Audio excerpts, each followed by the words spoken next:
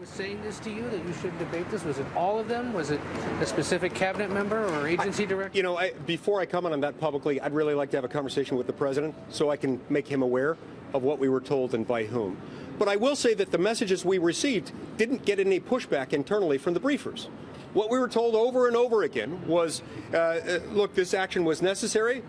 This was a bad guy. We had to do it. And we can't have division. We can't have dissension within our ranks, within our government, or else it sends the wrong signal to the Iranians. And I think that's completely wrong. They were asked repeatedly, what, if anything, would trigger the need for the administration to come back to Congress for a declaration of war or an authorization for the use of military force. At one point, I believe one of the briefers said something along the lines of, I'm sure we could think of something. But they struggled to identify anything.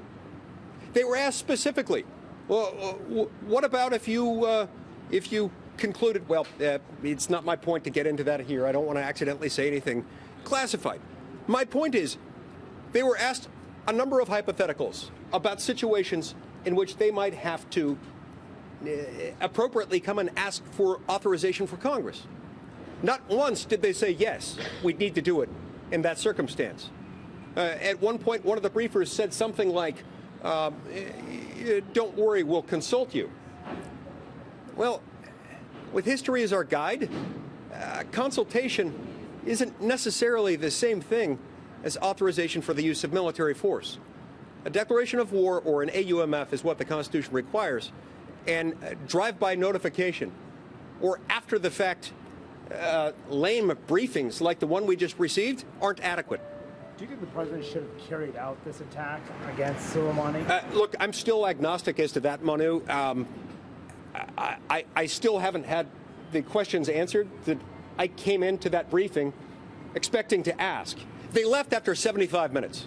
Now, I understand these are busy people. They've got a lot of demands on their time. They're appearing before a coordinate branch of government, responsible for their funding, for their confirmation, for any approval of any military action they might undertake. And they had to leave after 75 minutes while they're in the process of telling us that we need to be good little boys and girls and run along and not debate this in public. I find that absolutely insane. I think it's unacceptable. And so I don't know what they had in mind. I went in there hoping to get more specifics as far as the factual, legal, moral justification for what they did. I'm still undecided on that issue, in part because we never got to the details.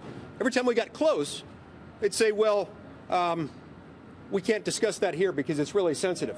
We're in a skiff.